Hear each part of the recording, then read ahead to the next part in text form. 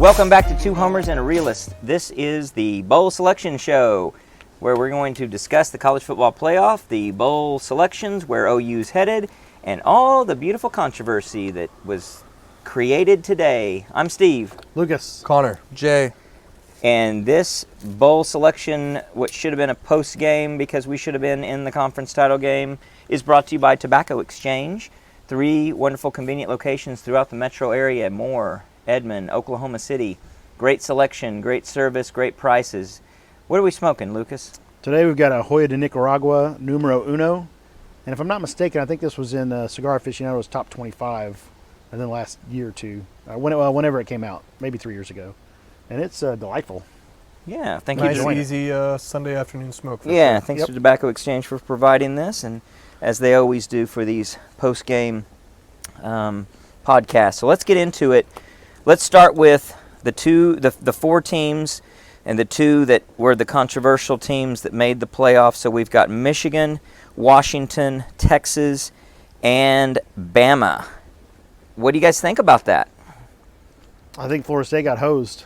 Yeah, they did everything they could. Yeah, I'm really glad we're not Florida State fans. I think we've been in positions in the past where we felt a little bit gutted, where, not necessarily that we should be in, but we're right on the cusp. Like, Florida State did everything that they could do. They won every single game. Including beating 2 SEC opponents. Beat 2 SEC opponents, won every game on their schedule, conference champions, and it wasn't enough. So, again, I think travesty is probably a decent way to describe it, but it's a tough loss for them. I think it's a really bad look for the committee as well. I think it's a horrible look for the committee, and I've always been pretty negative on the committee from so many aspects. Back in the days when Barry Alvarez was on it, and you had people like Condoleezza Rice, who maybe with her judgment and her intelligence is a good pick, but she doesn't seem like an expert in college football, nor does she probably have the time to be devoting to what you should be doing. She actually is a football expert. She's wanted to get into. She wanted to be the commissioner of the NFL. She's very astute in football. I don't know about college necessarily. Okay. But she is like I knew she was a big fan. Hardcore football fan. Yeah. And she's wanted to get into either the commissioner or she wanted to be a GM. I think somebody interviewed her. Was it the Texans? Somebody interviewed her for a GM job like 2 or 3 years ago. I remember that now. Well, but Joe Castiglione sat on this committee as well. Well, Joe Castiglione is very close to the sport and very specific. Yeah. No, my criticism, and I throw her out there as a potential criticism, is that seems like somebody that is a big name and not necessarily someone who can do what it takes to really do the deep thinking and should serve on the Grand Poobah committee like this is. And it's part of my criticism all along of, I don't know if they watch all the games. They don't seem, their criteria seems to float around and change with the wind and whatever the motivations they have and other influences.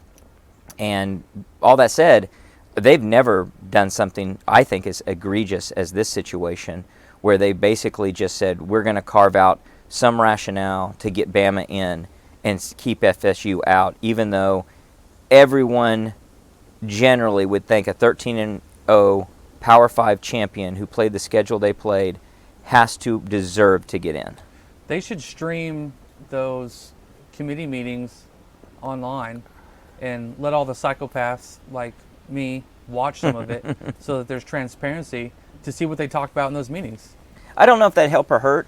I think C-SPAN's been a hurt to the Congress to do that, and this is kind of like that. So, but I do think you're right. Some transparency would be good. Maybe at least release all of the transcripts, like the full transcript of everything that was said in that room well after the fact. So do it after the season's over and done, and let them know they're going to be held accountable for their thinking and their reasoning and what they say. So they actually have to lay it out there. Jail time. I mean, the crazy part is, yes, it's a Power 5. The ACC, it was probably the 3rd best conference this season.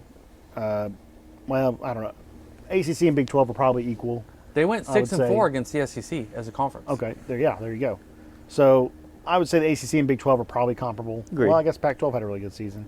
Anyway, but they didn't schedule rum-dums for all their out-of-conference.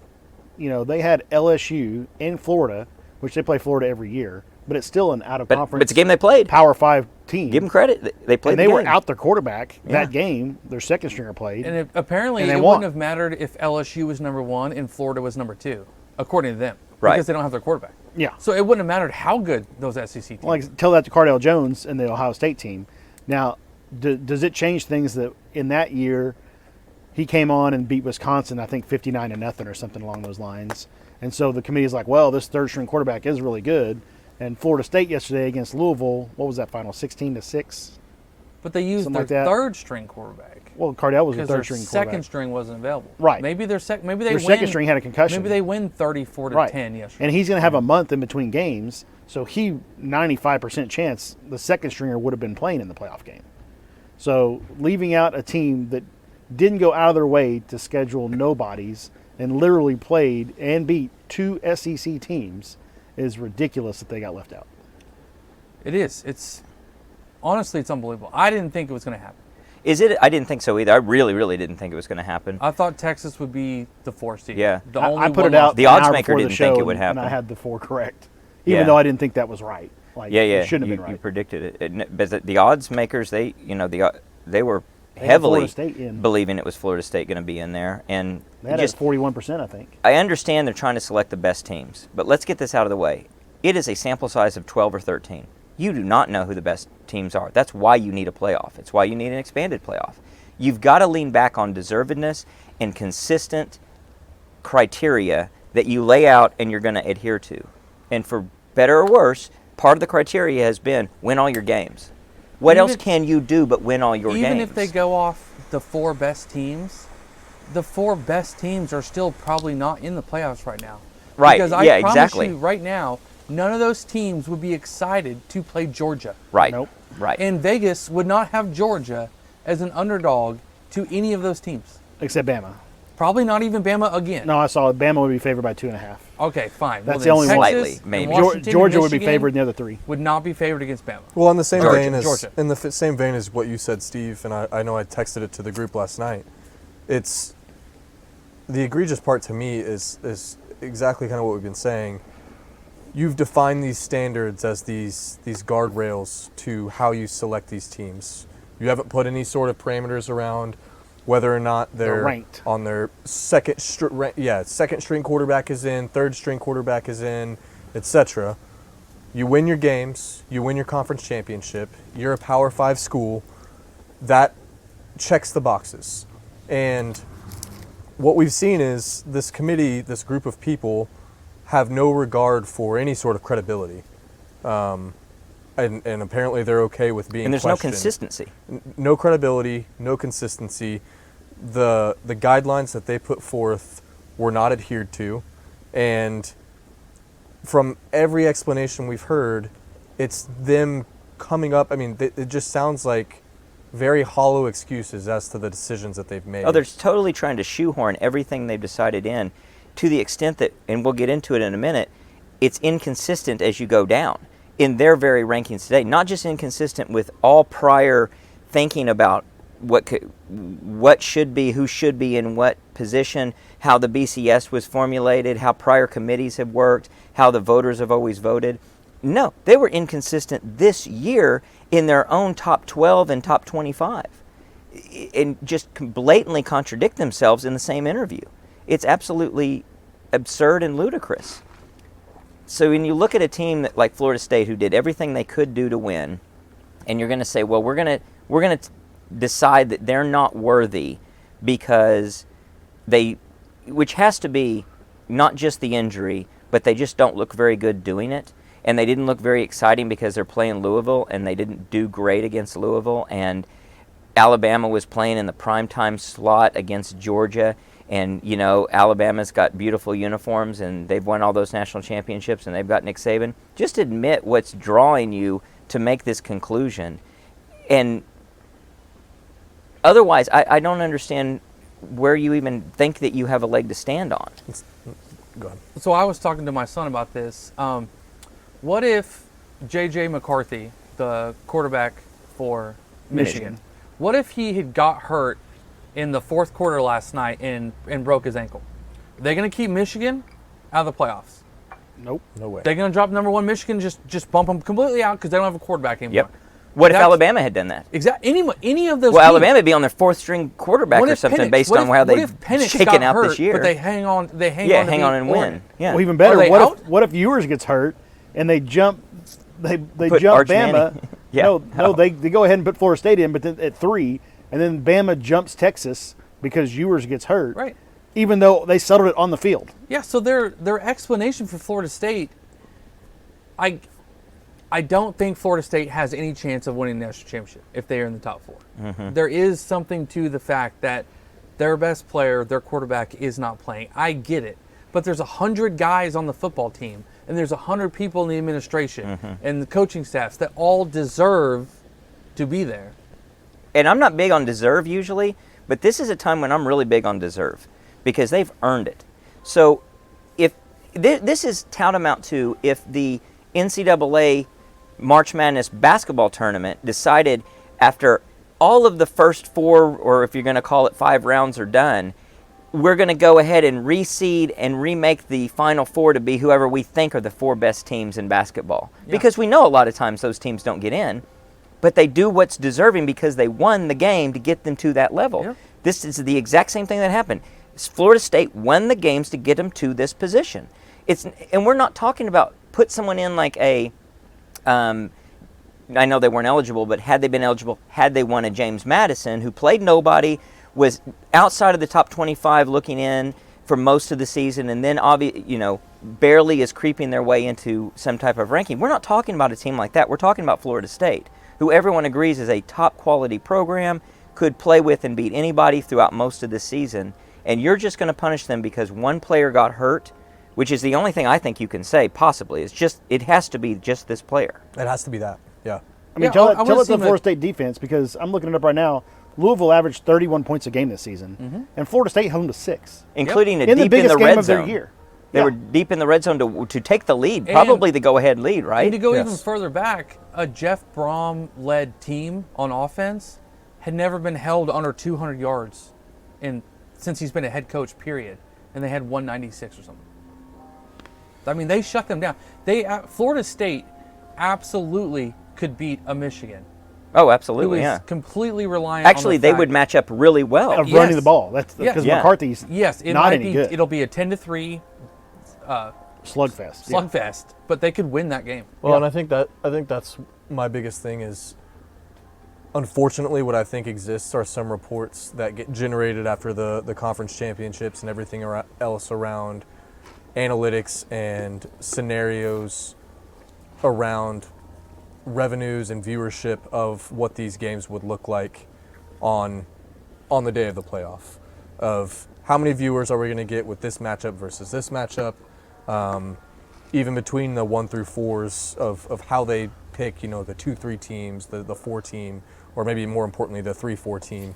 And I think the answer is people are going to, if Michigan starts stomping Florida State, which I know we just said that probably wouldn't happen, but under the assumption and these analytics that we don't know about, people are going to start turning the game off and start watching something else, and viewership goes down, money goes down, etc. So, Well, I don't think it's just.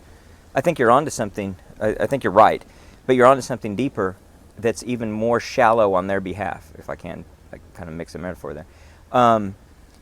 I think they're looking at where am I going to be criticized more at the end of the day, and when it rolls around to January 2nd, they're worried they're going to get criticized more, even though they're taking a lot of flack right now.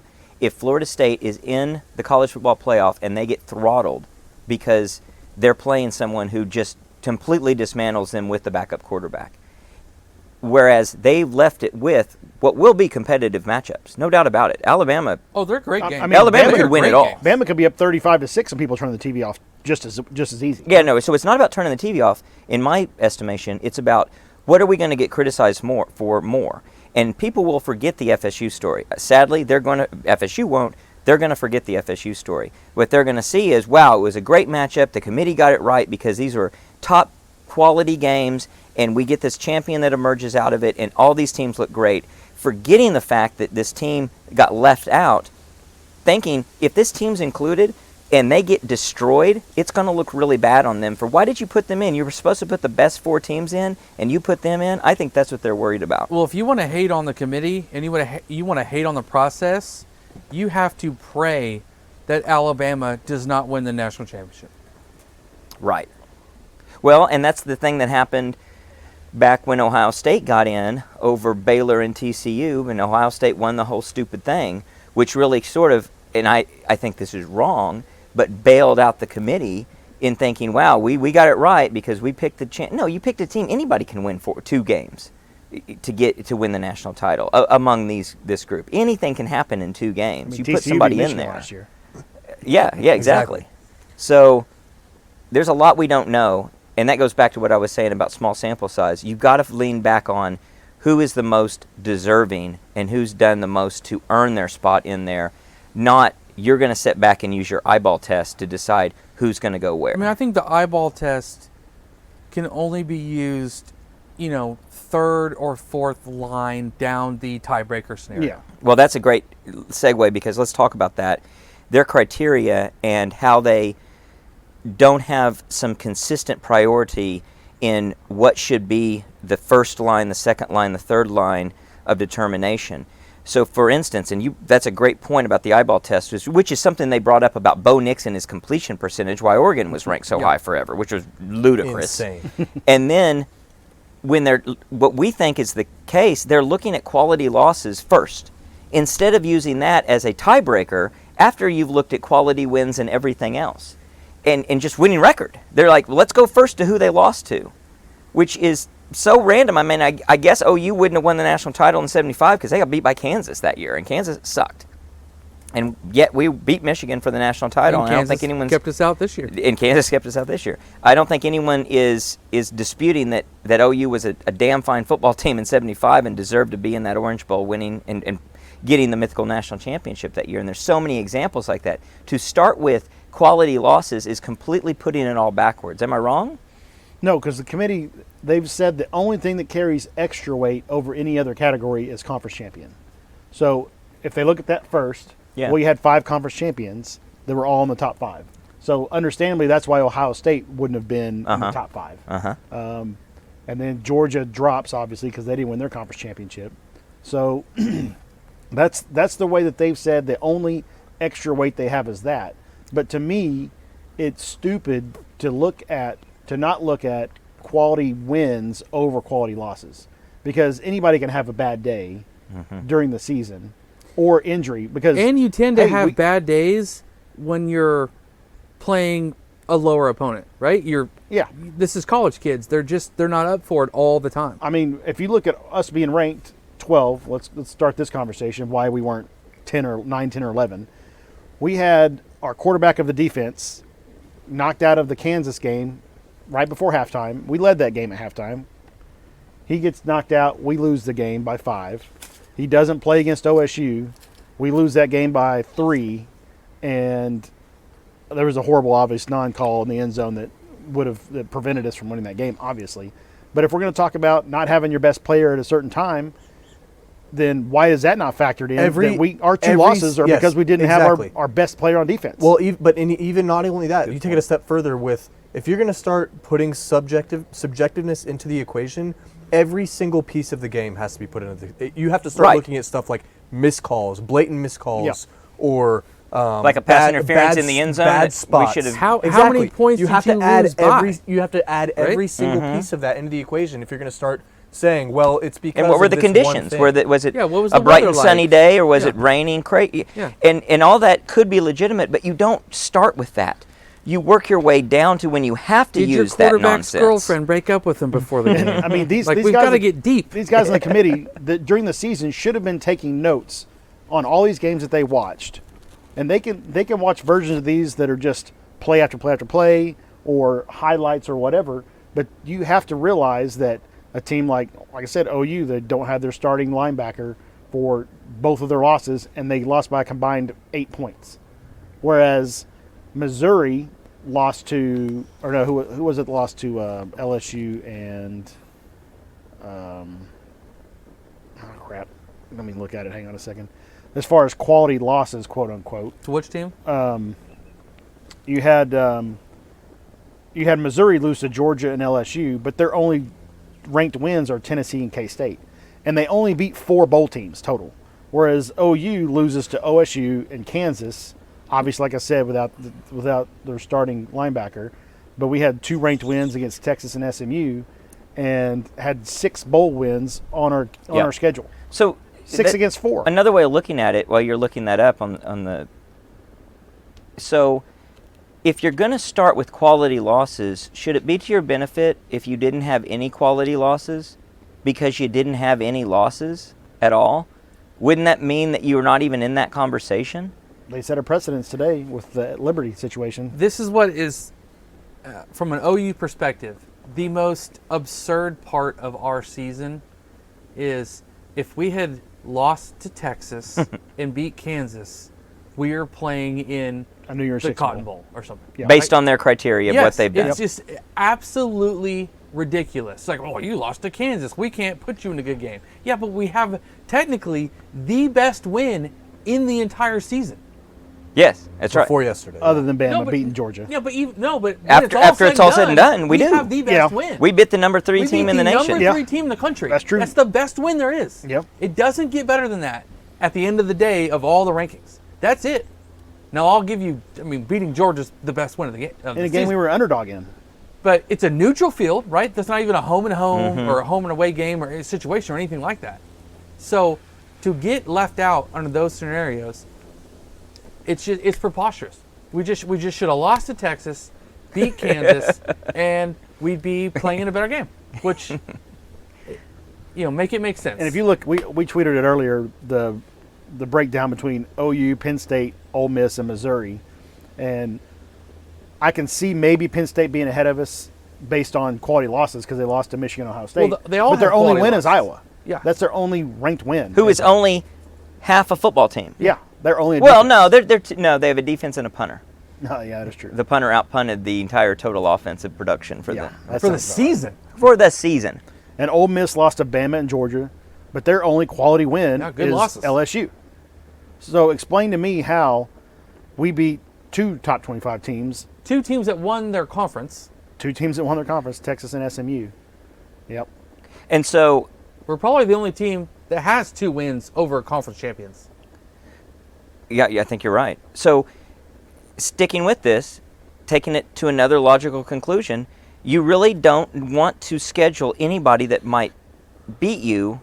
Well, I don't know. Maybe you do, so you can have quality losses, but quality wins don't matter. No, you want So to schedule them, you want to lose to the We really wanna good drop, teams. Yeah. OU needs Yeah. to drop out of the SEC and move to the Sun Belt Conference. But Better schedule, yet, we can move to the Big 12. but schedule really, really tough teams and just forfeit, so that you got those quality losses. and you just have to be in the top 12 as the top group of 5. So and win make your the conference, playoffs. win Yeah. all those games, rest your players in the game against Alabama, Yeah, because Ohio they didn't even State, play. Your and coach- Washington. your coach should be Yeah, on vacation. We exactly. didn't have our coach. We didn't have our quarterback. We had nobody for this Our game. quarterback was injured.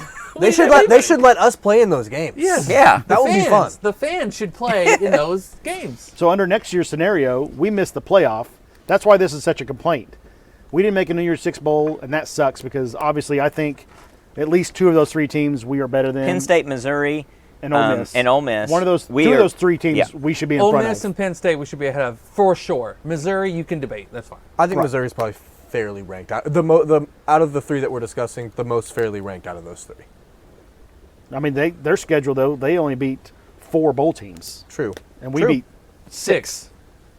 I mean, I agree. I think we are a and worthy number 9. They're top 25. So the committee had K-State last week at outside the top 25, but I noticed that they were keeping them around 26. That way, if they needed to, they could bring K-State into the fold, and they could use that for So you Texas. calling it a conspiracy? No, because they've done this in the past.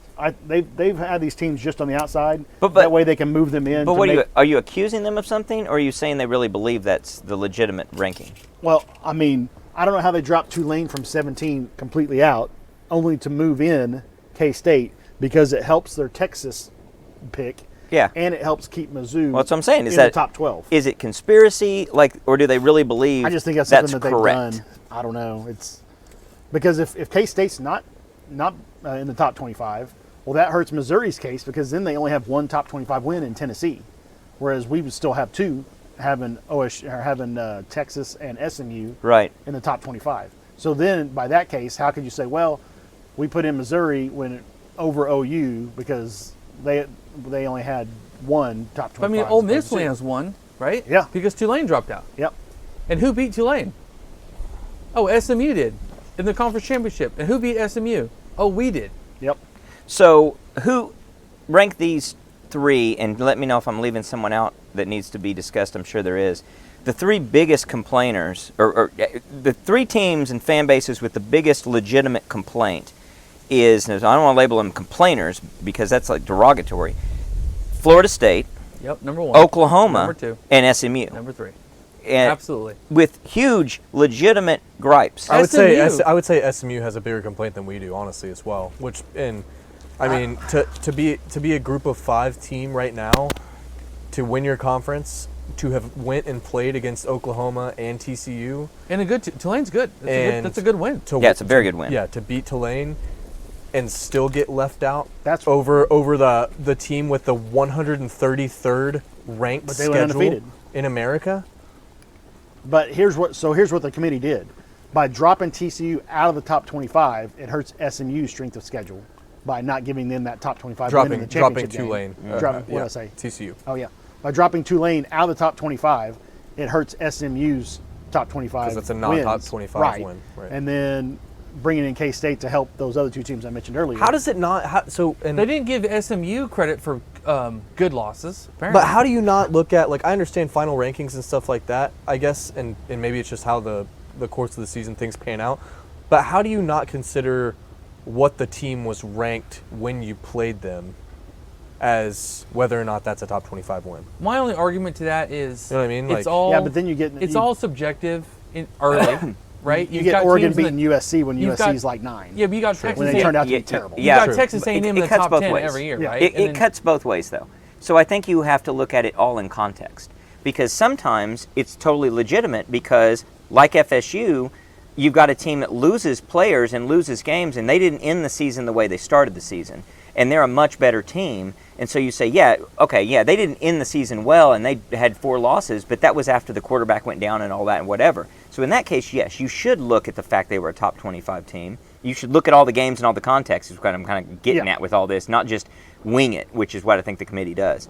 And then, on the same respect, you shouldn't put too much weight on that because, yeah, somebody like Clemson starts out really hot, and then preseason, and reality sets in, and they're not. Or Colorado. And Colorado, and you say, well, yeah, USC. this is not that good of a team, Right. Yeah. so we're going to discount that. But you properly weight everything with the right context. It has to be factored because you factor it in. Because I think it's completely crazy that a Kansas State team that got to sit on their couch, watch football all day yesterday, and enjoy themselves with a week off is Moved up. now ranked above a team in Tulane that did everything correctly to get to their conference championship game, and now is left out of this top 25 conversation. Which again, Yeah, all the people playing on Championship Saturday or whatever, you really shouldn't drop them from their spot, honestly.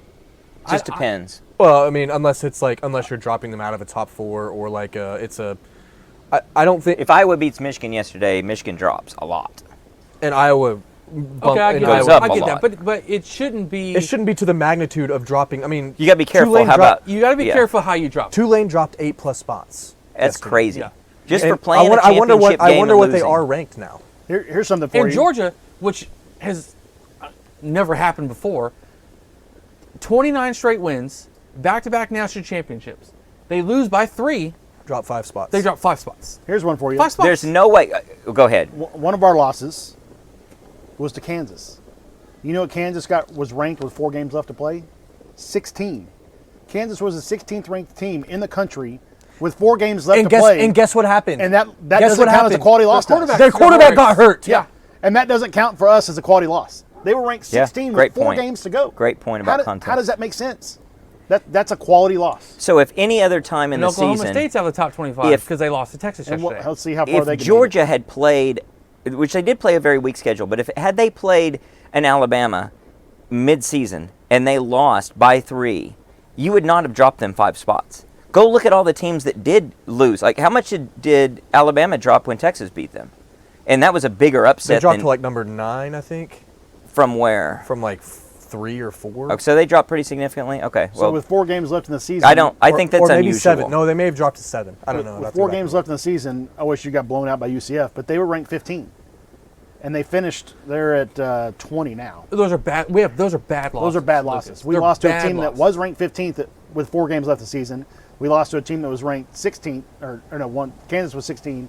OSU got up to 15, and those quote unquote quality losses aren't good enough to make it to put us in the top. Kansas is 12, bad. 11, even in though we beat the number 3 reputation team. only. Right. Right. When you lose Right. to Kansas, it's like losing to like Illinois or something. Right. It's just. Yeah. It's not looked good upon. But you don't know that Kansas is actually a quality football team who played the entire year with a backup, and the second half of the year on a third-string quarterback. Yeah, Because you don't watch the stuff and you have no 'cause clue you're not what gonna you're watch looking Kansas if you're Secretary of Defense or whatever, and you're on the committee. Whatever it is. at. Well, she Secretary in of her State.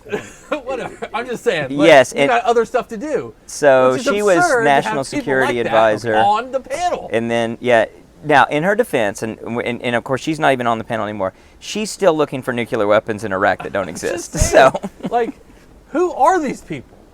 And it's ludicrous and absurd. It's just like we know that the AP voters don't look at everything, and even worse, the coaches poll. That the coaches don't look at any other games other than the teams they play, and they see a cut up version of it. They don't watch the context of an actual football game. It's somebody that is somewhere else in the entire underling group that's going to vote that. And it also goes back to, you can look back, and I'll pick on Barry Alvarez again, when he did stuff against OU to rank us absurdly below Missouri after we beat Missouri for the second time in that season. So there's a lot of bias and a lot of crap that creeps in. And some of it's intentional, and some of it, a lot of it's unintentional, but it just speaks to their weaknesses. Fortunately, we're going to get a 12-team playoff in the future that negates most of this consideration, but let's talk a little bit about the fact that apparently, supposedly, if everything came out chalk the way that we saw it today, OU would get left out of that 12-team playoff For Liberty. for Liberty. I'm getting madder as I read this. Right quick, go back to the quality loss thing. I'm looking at Kansas' schedule. They went 8-4. 3 of their losses were to top 25 teams, and they beat a number 12 team.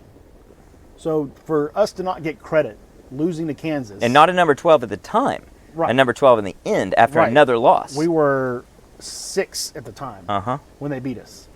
And for us to not get credit for Kansas being a quality loss when Missouri's getting credit for, what was it, an LSU loss. I mean, LSU's better than Kansas, but not hugely. Are they? Oh, I mean, Yes. that's yes, but are they? Yeah. not enough. That's that, the whole point of playing the game. Yeah. And someone It's- said it it's today. irritating. And someone said it today really well. Why even play the games? Exactly. Why? Exactly. Like at the end of it, are we just going to say we know they're not actually the better team? Like why? So we're going to reset it? Yeah. Why? Why Just put set yourself? the playoffs up preseason. Well, hell, playoffs. Just- Why do we do the playoffs? Well, Just- why, and that's the thing too is what is the point of waiting for these stupid playoff rankings till the 8th week of the season when everyone knows what's going to happen? Don't act like, and that's what pisses me off. They act like, oh, we're going to let the first half of the season kind of shake out and let it do its thing. Well, crap, at that point, stop looking at the first 8 games then. Yeah. Yeah. Like, don't even make them exhibition games. Make them practices to prepare for everything else. And Well, just let teams know early on, you either are or not an exhibition team the whole season, and if you are a real team, not an exhibition team, you will be treated as an exhibition team if you lose a Yeah. quality player like a quarterback. don't let your Florida- you Florida can get State- in, but if your quarterback gets hurt, you're not. The NFL draft picks for Florida State should have hung it up 3 weeks ago. Yeah. The more we talk about this, the more I am on the boat of Florida State forfeiting their invitation to the boat. I would be. It would be so hilarious. I'll donate. Which they have to not accepted a as fund of this podcast time right if now. They skip. If they have skip not the Orange accepted Bowl. the Orange Just- Bowl. I'm fine with that. I think it would be, well, obviously it might get OU into the Orange Bowl, which would be There is a tremendous, little but- bit of selfishness in my want for Florida State to forfeit. It would be bid to the Orange glorious. Bowl. I'm for the whole ACC just saying, we hate you guys. We're out. I wish they would at least sue to get transcripts or whatever might exist of correspondence, email correspondence out just in the discovery process to maybe embarrass this group for what they've done. Who So employs the committee? The NCAA? no, Do they even get paid? it would be, I don't think I they get paid. guess, paid. the conferences. They're the ones that have agreed to this. It's not the NCAA. That's the whole big deal about the NCAA's fought a playoff forever because they wouldn't be in charge of it or get the money off of it. I think it'd be the conference. It has to be the conferences. So back to the 12-team playoff and what might happen. So it looks like Liberty would have beaten us out. I don't think that would actually happen because I think everything would be different. I think that they would have the freedom of movement to rank teams the way they think that they should, and they wouldn't be jockeying so much on the top four and then trying to place people. But regardless, I think the thinking would be different, and they'd wanted Oklahoma in. And this is true in a legitimate world and definitely in a conspiracy theory world because you want Oklahoma in over a Liberty. Or you don't No, want... but Liberty's in. No, Liberty's in, that's right. You'd want You want 'em Oklahoma over in Ole over an Miss. Ole Miss. Or somebody. Yeah. Well, there's 4 SEC teams in New Year's Six games, and there's only 1 Big 12 team in a New Year's Six game, And that might be the future. and 3 Big 10 teams. In the new conference alignment, that probably is the future. We're gonna have 1 less conference. Well, not just that. I think In that the you're going to power- look at the it'll be a SEC power and the 4. Big Ten are going to get probably 3 to 4 teams in. It'll be a power. Yeah, four. as a I lock. think probably average between They'll get 3 6 each. and 8 teams Minimum. per. Minimum. Yeah. I would expect they're usually pushing 4 and maybe an argument with a 5th, just depending on how it shakes Yeah, the out. 5th would be a flip flop But between the two but it conferences, comes probably. back to, like, what are we supposed to do? I guess they're really encouraging us just to schedule 4 patsies and not have that, not have a big home-and-home matchup out of conference, but also not schedule an additional conference game. Rather you want to play Maine, you don't want to play LSU or whoever, because that in-conference game probably is tougher than Maine, and you might lose that game and screw things up. This may factor in a lot into what the SEC decides because You can go even. for the next season they've decided you're only playing an 8-game schedule, but it was kind of split 50-50 on a In the lot. Some of conference. the teams wanted to play 9, some of them wanted to play 8. And they probably should play 9 to emerge with the top 2. right, and they should, but this Yeah. the way this was scheduled or the way Uh-huh. these rankings came out today may make you think, nope, we need to leave it at 8 because then that allows our teams to schedule 1 good quality opponent and then 3 rum-dums because that's going to raise their winning percentage. Well, and something I thought about as well yesterday as we were talking through some of this is how we talked about how a lot of the early wins seemingly get discounted some, even against good teams and stuff like that. There seems to be quite a bit of recency bias with how the teams are picked. Start structuring it or start standardizing scheduling some of these bigger non-conference matchups later in the season. I don't know how it works. I know there's set traditional weekends where you have rivalries and stuff like that, but Like South Carolina, Clemson, and Yeah. Florida State. yeah. So, but maybe even on those weekends, align, say, hey, Well, those we're- would be out of conference. we're gonna do these big non-con home and homes on that. What is either a cupcake weekend for the SEC right now, or the Florida State matchup, Clemson, South Carolina, etc.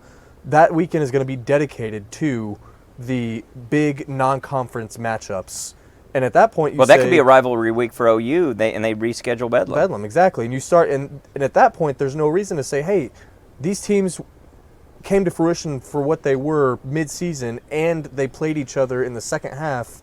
We know that this win means more. I mean, the Florida State LSU game, for example, like those teams are two completely different teams in the committee's eyes, I'm sure now.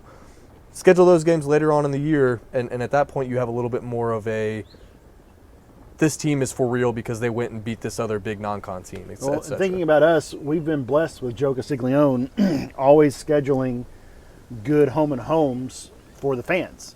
You know, you want to have Florida State, Miami, Tennessee, Ohio State. Ohio State. Michigan. We got Michigan coming up. We have Nebraska. We have Nebraska again. There's no reason to go to Michigan. Yeah. No. When there's a big reason not to. when the time comes that we get new administration, the next guy you bring in may be like, hey, we're just going to have 4 nobodies. well, hell, because Castiglione might. I mean, do it. Some of these are so far in advance that it's already been You, set. well, you can get out of You have to them, buy out. or you just don't schedule the next one. There's only a couple that are on the books right now. Well, and I'm wondering, Because but I'm Michigan might wondering, not want to play us either. I'm wondering Yeah. if he's already starting to Mutual. do that. Which, given I know with the way that our schedule panned out and the quick shift to the SEC next year prevented us from scheduling one of those. Well, big we lost matchups, Georgia. right? Lost No, to we Georgia lost home and Tennessee. home. Lost to Tennessee home and home. But I mean, next year if LSU things, was on the books too. Yep, and next year if these teams keep trending the way we're saying they are, and we go and we just run through our non-conference, and Castiglione says like, "Hey, we did what we had to do here. That's we, been the we MO lost two of the games. SEC Yeah, we lost forever. 2 games in conference, and we're Citadel. still making the playoff. Yeah. I mean, I don't want that. I No. love the big I know. home and home matchups. No, the or- whole- But at some point, One it's a of the- business decision. Right, and one of the benefits of a 12-team playoff is there's strong reason to schedule a Michigan, a Ohio State, a Washington, a whoever out of your conference because Shouldn't hurt it's you not overall. going to hurt you the way that it's going to hurt you. And now we don't know what the hell. I mean, that could be a quality loss if you lose, or it could be a win that just doesn't count for much because then if you go and you turn around and say, well, we played Washington, they say, I don't care. You lost to Ole Miss, and they're a 7-5 team. So no, you're punished for that. Yep. But in the future, if you have say you have a really good season in the SEC and you lose twice, and then you scheduled Michigan, and then that's your third loss. Well, that one extra loss could push you out of being in the top 11. Yes, great point. Instead of if you played Wyoming instead of Michigan and you blow them out, And well, honestly, you're still just having it's 2 SEC absurd. losses. So It's now you're in the absurd. playoff. to even be in the top 11, because who gave the group of 5 the power No to have kidding. their highest ranked team automatically make the playoffs? It's the same with the Notre Dame situation back in the BCS days. Yeah, Yeah. but this is If worse. Notre That's Dame- worse. Notre had Dame. their That's Notre Dame, yeah. Own BCS. Yeah, but that's Notre Dame at least. If they're that good, right, then You're you gonna need be- to you'll watch get in them a- play. yeah, and you'll get in put at them in the large. top 12. Yeah, right? exactly. But not automatically. No, You exactly. can't have literally the worst ranked schedule out of schedules 133. and out get of in. 133 and get in. But they did. For what? It's awful. It's For what? It And what destroys the if I'm an legitimacy Oregon of it. fan, I'm actually super pissed off. We have to go play this trash game against the Liberty. hell, you might lose because of all the guys setting out. No one's interested in it. It's Their a Super Bowl. It's a the biggest game in the thankless- history of their program. It's a Yeah. thankless game. It's one that it's hard to get up for. It's OU Connecticut. Yeah, there's everything to lose, nothing to worse. win. It is worse. This is going to trend to what we've talked about since the SEC stuff got announced, and then this year with all the Big Ten movement, it's going to be 2 20-team or 20, probably 24-team conferences because the Hey, and I'm all for ACC that. will get I am poached too. and the Big 12 will get poached, and you'll just have Big I don't- 10, SEC will each have 24 teams playing in their own Got to be North and South. leagues. The Own- poaching will be pretty small. I mean, so we've got 16 and 16 right now.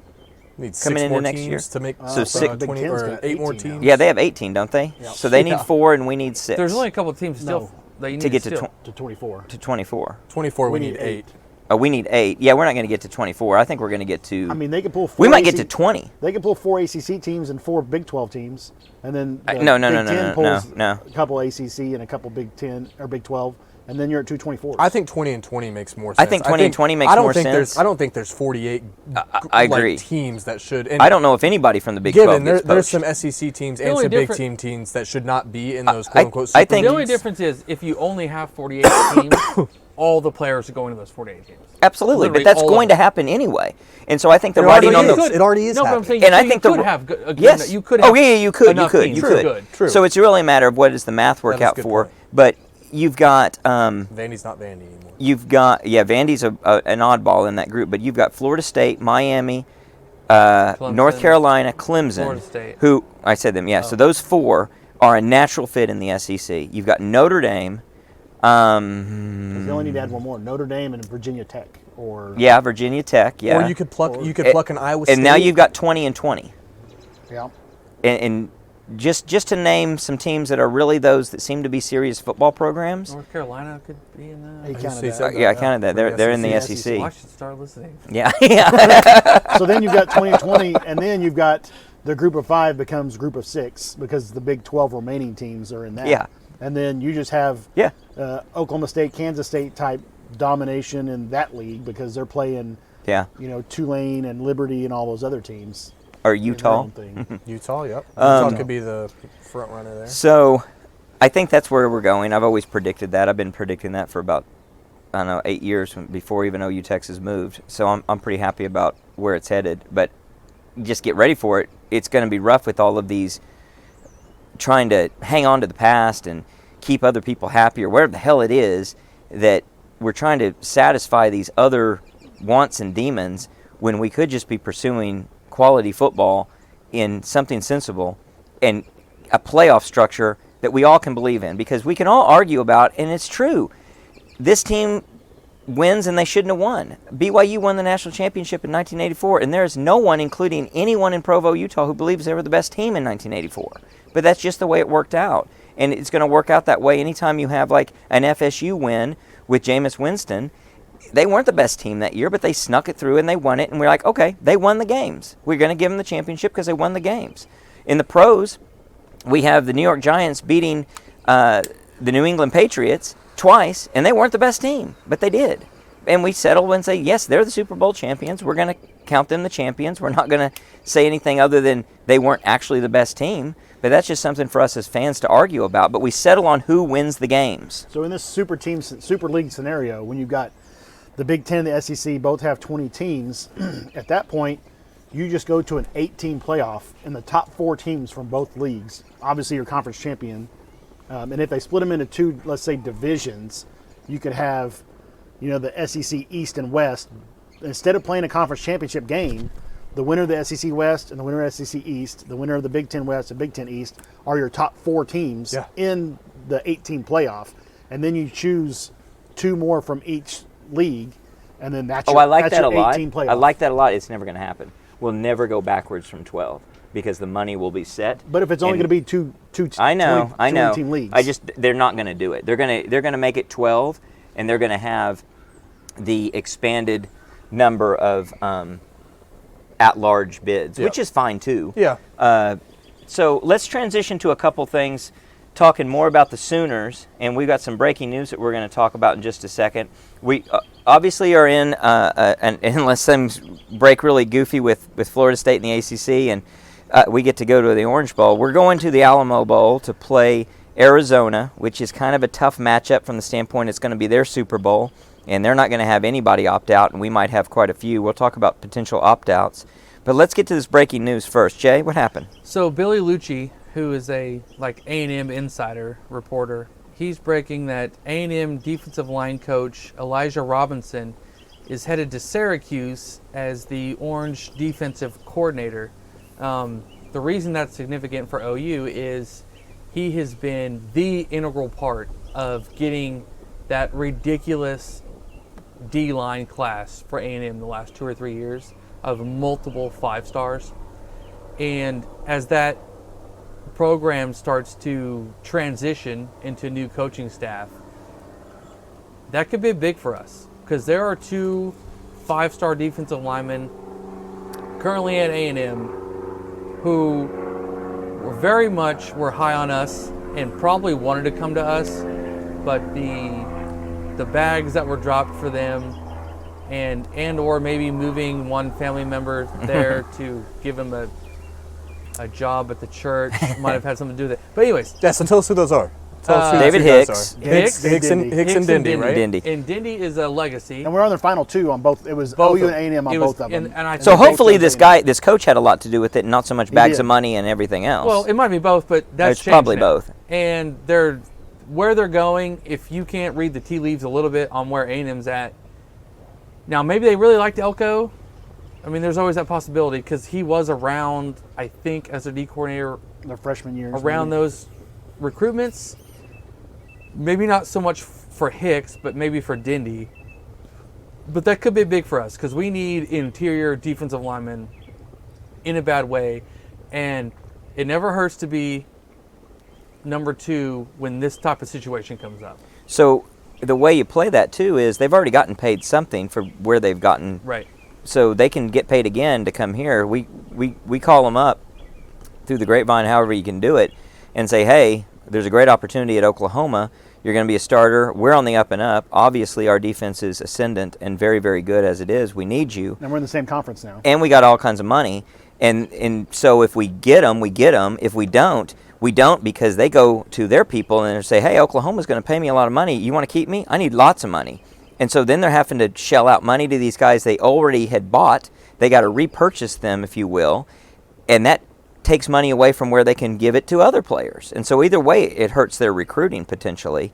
Obviously, it'd be best for OU directly if we can get these players to transfer.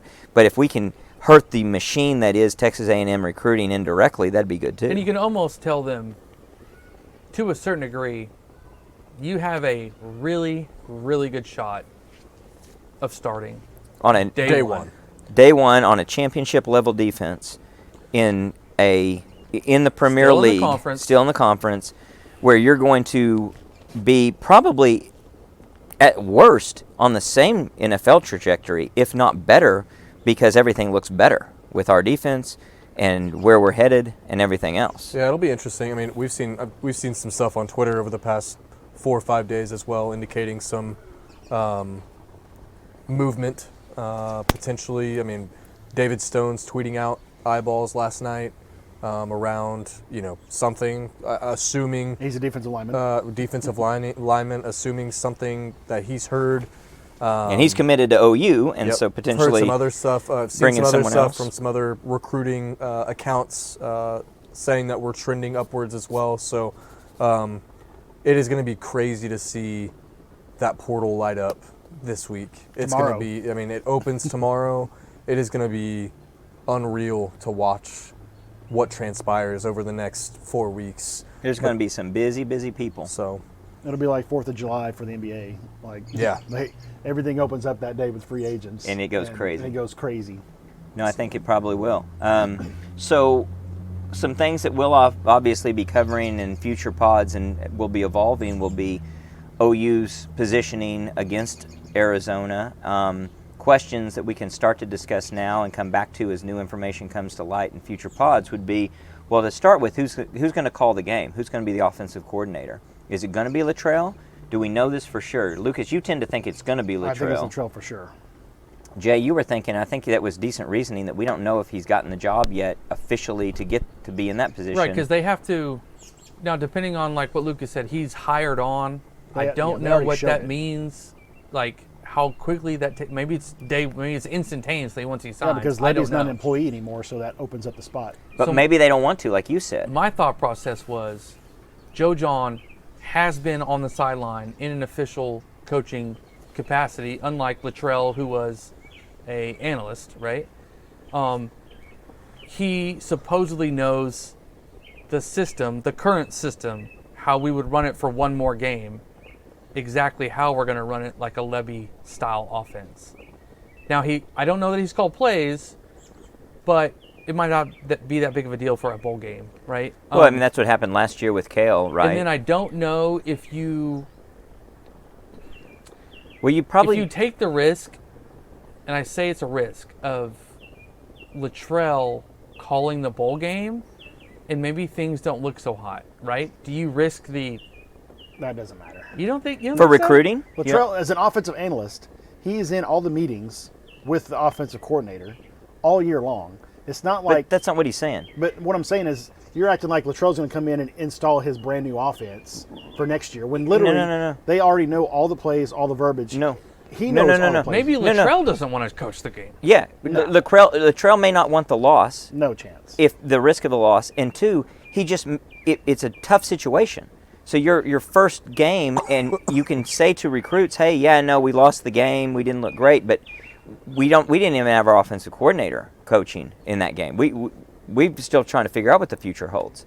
I think that's what matters. Well, Is it's better the other way, because then Luttrell, if he loses and they point to the offense wasn't that great, he's like, well, I was having to call all of Levy's plays because I haven't installed my offense. No, I think it's so better- Now it's going to be wait until you see what I'm going to do when I I think get it's my better full not offense in there. As not to opposed- be associated with it. Nah, I So don't think based on whether or not, because we don't know if the hire automatically makes him available for the bowl game. It does. Which it probably does. But if it didn't, they have to petition the NCAA to get the clearance for him to do that. already Now, I happened. don't think it's probably hard to do or probably doesn't take that long to do, but No, I it'd be don't know. interesting. You All can fire things- a coach yeah. mid-season and bring in another coach, and they're immediately eligible to call plays. So it's not any different going into a bowl game. Yeah, all things Plus, the bowl considered- game's not as regulated as the regular season because none of the redshirt stuff counts towards bowl games. So these are exhibition high school games. kids can even play in bowl games now. These are exhibition Crazy. games, Which is so really that's, wild. it's a different set of rules. Yeah, and I mean, I tend to agree with Lucas here. I'd rather Luttrell get in there and just take the reins and say, I mean, if this is his offense, regardless of what system we're running, I do agree with Lucas. I think he knows the playbook just as well as Joe John. Regardless, I know Joe John's been in the trenches with the guys, has the knowledge of the system over the last couple seasons. I'd rather see Luttrell in there, and given I understand the risk that we take with that, but if it's an exhibition game for the players, it's an exhibition game for Seth as well. Right? Yeah, but I wasn't expressing my preference. I don't know if you were either, Jay. I was just saying. And What you think's Jay was gonna saying happen. what, Well, and I- or and- what the risk set is, Yeah. and why they might not want to do that. Yeah. Now you do have the luxury of it's been already a week, and you've got all this time you're to gonna get have prepared. like 35 days. It's not like it for happened Luttrell a to week add out. in a couple wrinkles that he's going to be running next year that you're already starting to incorporate when these kids Well, not come just back. wrinkles, just to be ready to do the whole job of offensive coordinator. He can add another 20 plays, 25 plays to run in the bowl game. That he's I just gonna hope be he using gets the next plays season. to run, period. And I mean that's tough when you it haven't called is. plays in a long time. So, kind of to piggyback off that, I mean, what do you guys think the chances are? Let's say we don't hear anything on Dylan this week, if he's transferring, declaring, etc. Well, What do you Dylan guys play. think the chances are that he plays in this game? I think it's 85% that Gabriel's the quarterback. Yeah. Personally, I was thinking more around 75 because of all this stuff going on. I'd have to put it kind of low based on my projection of where I think he might be. So I'd say if he goes to the NFL, if he's planning on going to the NFL, I would say there's a 60-40 chance that he plays. If he's transferring somewhere else, I would say there's like a 90% chance that he plays. So combining those, I'd be somewhere around the 70-30, Do you think if he transfers, 75-25. it's a higher chance he plays? Yeah. because he can't go play for the other team. Well, now. if he's still on the team. Now, I could see him. You're right. I guess I got to push back a little bit. He wouldn't on announce that. his transfer till after the game. So he might. If he announced his transfer before the game, then he's not going to play. He's not going to play. Right. Right. So there's a chance of that as well. So yeah, even lower than maybe I'm at 60-40 at a total that he even plays in the game because of those circumstances. I put it at 75 just because I don't think he. I think he will. I'd have to go back and listen to the pod the other night. It's all over the place, but the more I think about it, I don't think he's going to come back more than I think that he's going to transfer. So I think, in assuming he declares, if he does go that route, I definitely think he seems more of like the guy that would want to go out on a high and go and play his last collegiate game with OU and play the bowl game, end it with his team per se. He's Yeah, also and those chasing chances all-time might be yardages, high. Too. Yeah. I don't know where he stands. Did he get up to 6 or 7? I don't know. Somebody look He that got up up and to see if 6, he's I close. believe. See if he can make So, make another maybe move. he has a 350-yard game. Does that bump him another spot in the all-time yardage? That would I probably don't know. matter. Now, But I'm in sure they turn- would welcome him back to play if he's going to go pro. If he's going to transfer, Then you definitely start Arnold. If he's transfer. If Probably he tells you so. beforehand he's going to transfer, I don't know why you let him play the game, personally. yeah.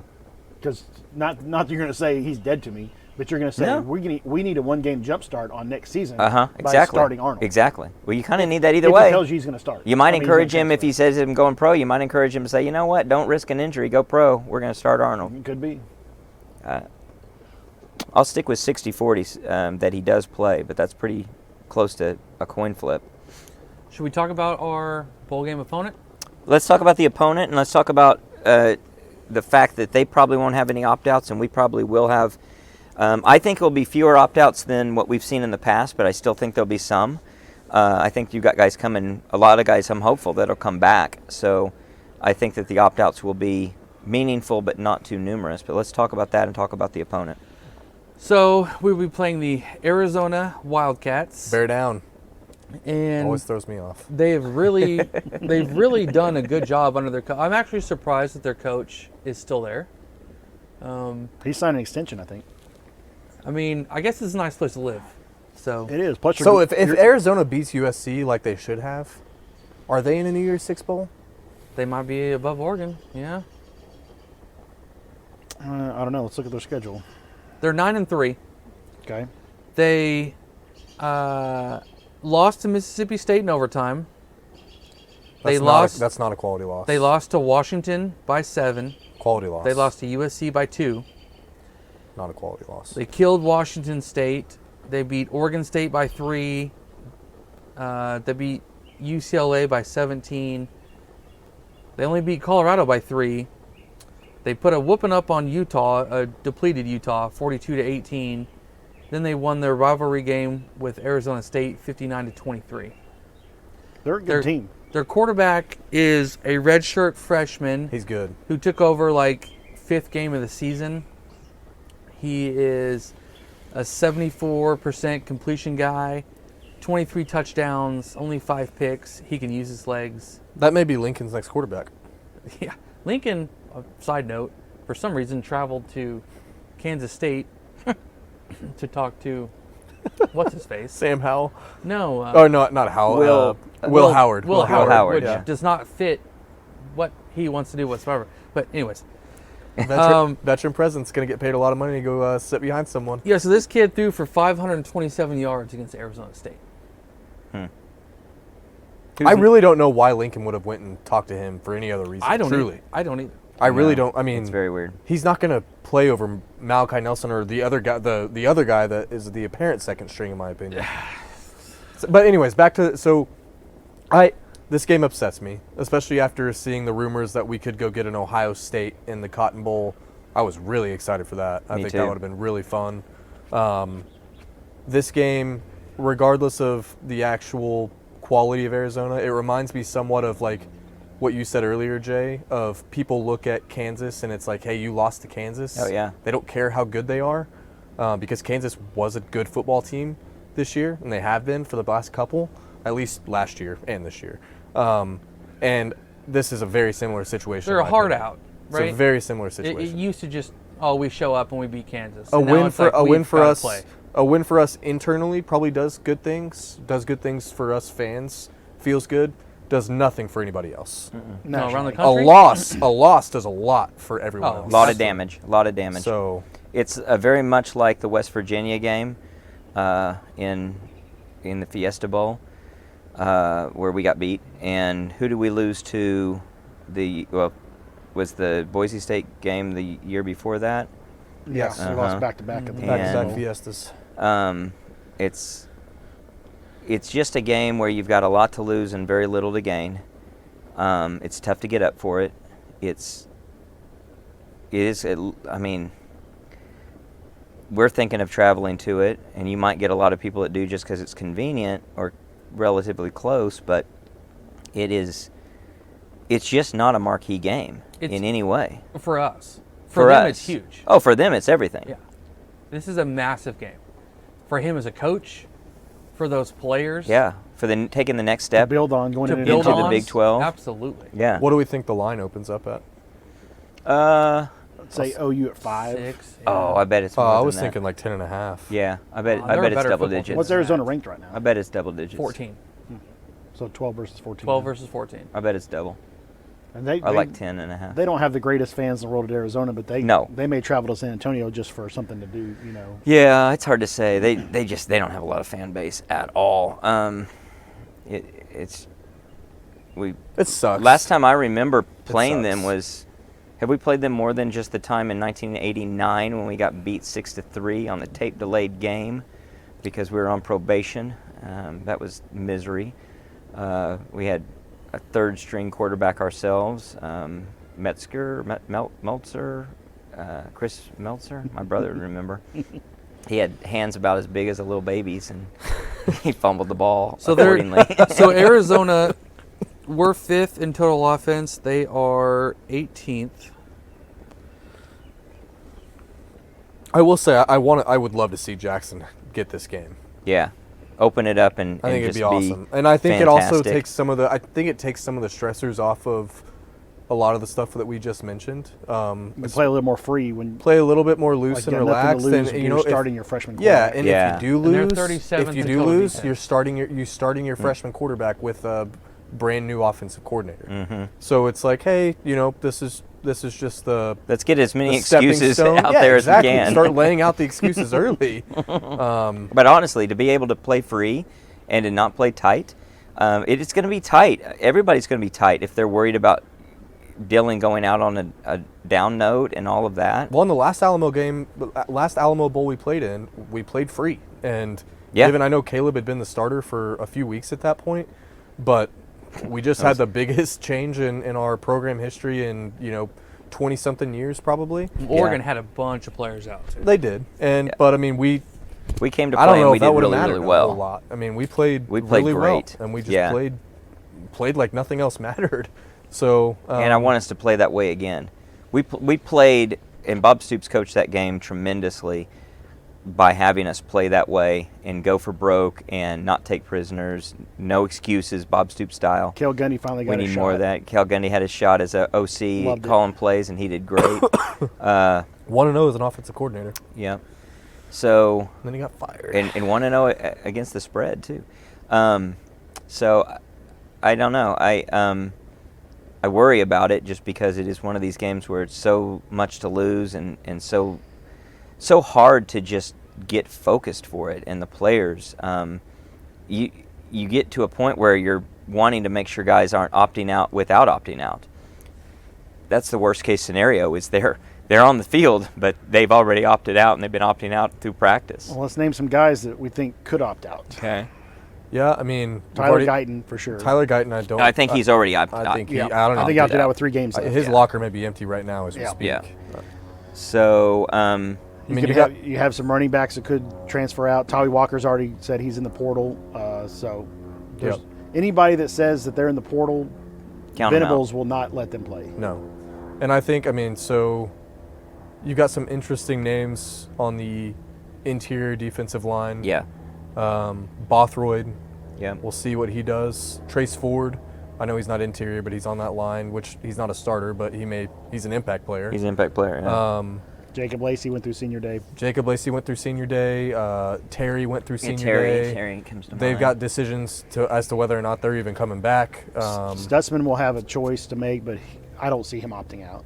I think it'll no, I be. don't I think for those who don't opt out, so let's say a Dejon Terry or a Jacob Lacey don't opt out. I think it may be a decent indication that Oh yeah, they're coming coming back. They that could they also may be come trying to put back. an extra game of tape. they might in, be. too. Yeah, absolutely. for Maybe sure. I don't know. I don't see him doing that. If you're gonna put in for the NFL, I think you're waiting to have it be combine work.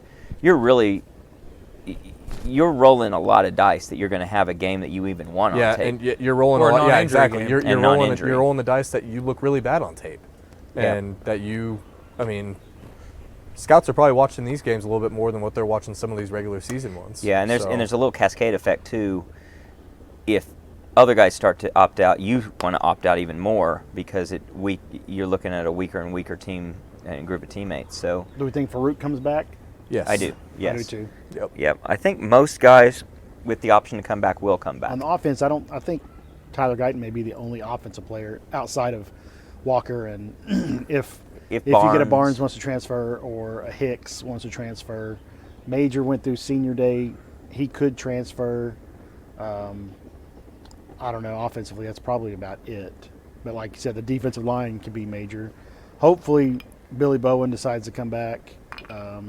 Yeah. It's when you look at the Thorpe Award finalist, it's insane because Awful. literally he leads in every single category except I think one of the guys had like 5 more tackles than him or something. And again- but every other category, Bowen was the leader, and yet he got No, left Bo- off. Bowman, you're right, Bowman Bowman. got left off, and he should have won it, much less been one of the final 3. Well, and what makes me mad with some of these voters and stuff, and you could even apply this to the committee to an extent with there should be objective scorecards that can be kept and that Yeah. have to be maintained to be able to start weighting some of these things. To say, Yeah. if you meet these 5 to 10 check boxes, you're initially considered, and then you start having some of the conversations around, who you played, where you start differentiating some of these players. Well, I et have a cetera. friend who's in the Thorpe group. I need to ask him what goes into that and how do they make that determination and who's in charge. He's a big-time OSU fan, so 3 pick sixes alone. maybe that's part of it. Yeah. I mean, if you had less tackles than everybody, but you had 3 pick sixes. And I think he had more interceptions than the other 3 guys on the list. Yeah, well, he had more tackles and things like that too, and pass Yeah, breakups. So yeah. the Yeah. whole thing is And, Like, and what are we doing? not that there should be any extra weight, but the award is given out in Oklahoma City. The award is named after an Oklahoman, and yet the guy that's the best in the country Well, at the very that least, position, he should get as much of a look as anyone. Yeah, right? yeah, We're not exactly. saying it should be biased right. for him. He should be We're just getting saying, looked how at. do you miss Yeah. him? Yeah. But it's also, it's not even if it wasn't. He's on a blue blood program Yeah. Yeah. playing Power 5 opponents. Like Yeah. it's just wild to It's me. really weird. So I think back to the opt-out decision, I'm optimistic you're going to get very few in terms of guys declaring early. I do think you'll get quite a few guys who decide to opt out, though.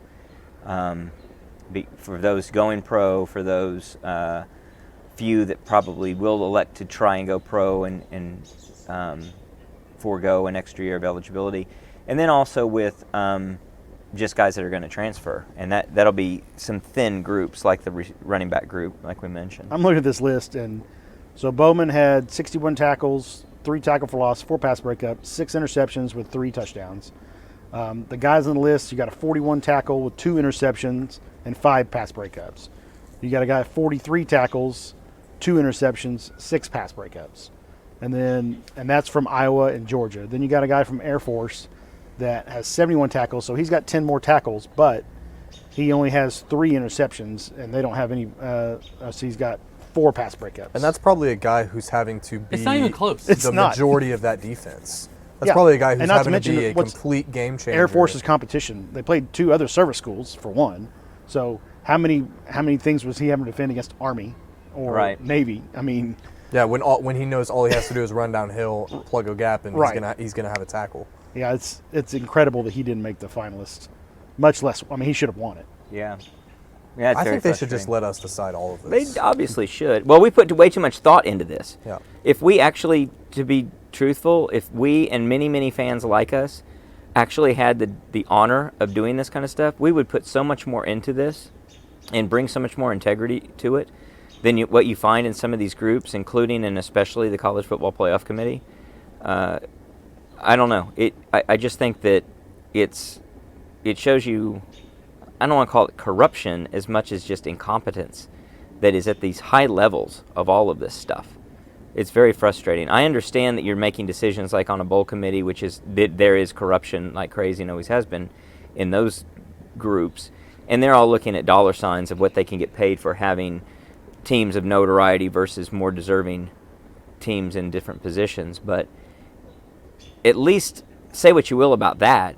At least it's an ethos. At least that's something you're going for. You're saying, hey, we sold out and we just want money. Versus we just don't have rhyme or reason to how we're making our decisions up. We're just going to decide it's this or that. And logic be damned. I think if we had some of that transparency to exactly what you just said around the money factor of it, as disgusted as some people may be, at least we would know, Yeah. right? At That's least what's it's driving it. At least it's there, and I know you can't just be like, obviously this is dollar driven in a lot of these situations. Which awards like this, awards like the Thorpe, it's a bunch of.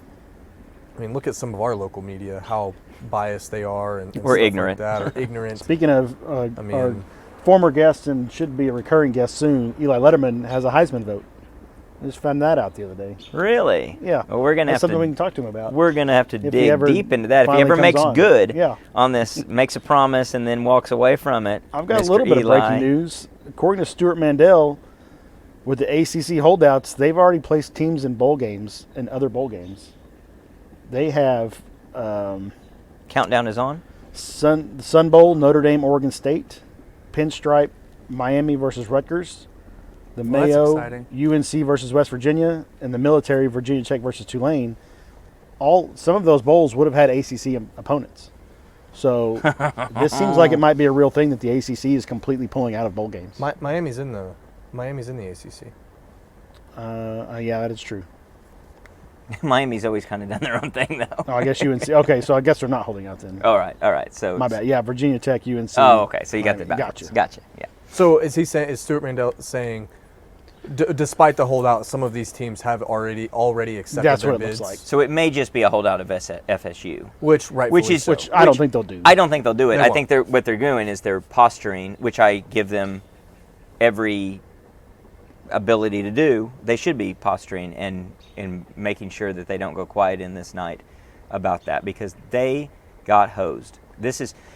I don't know if we can find an example that's bigger. I mean, you go back and look at when Auburn got left out. They just got left out because the BCS, it was the system we all agreed on, and they were number 3 in 2003, the 2003 season, and didn't get to play in the BCS championship. I don't know if there's a snub as big as this that I can think of. This outclasses the Baylor TCU fiasco by a long even though shot. that was a really big one. And that in and of itself was that was the Big 12 messing Yeah. themselves up. Yeah, exactly. Right? I mean that's And they both had a loss. yeah. So you'd be hard pressed to find something that would match this for sure. Very frustrating. We feel for the FSU fans. That's just kind of something you had said, Jay, earlier. It's just about justice, and this is just an injustice. It's in the sport that we love. It's millions of dollars. It's a lot of kids' livelihoods and other people's livelihoods, and I don't know. Integrity matters, and having a process you can believe in matters. This is just something that's pretty ugly. It's kind of a real black mark on the sport that we love. Anything else to cover before we'll be back again throughout this bowl season? We're going to be making more locks of the week, which we'll be reporting our results from this past weekend as well. Taking a break this week, right, on the midweek. Our next midweek will probably be. We'll see. We'll talk about that in a second. Yeah. And then, but yeah, we You'll hear definitely need from to us, though. You'll hear from reconvene us. and be back for a lot of talk about bowl season, more deep, in-depth preview of the OU Arizona matchup. Lots of things to talk about. Until then, Boomer. Sooner.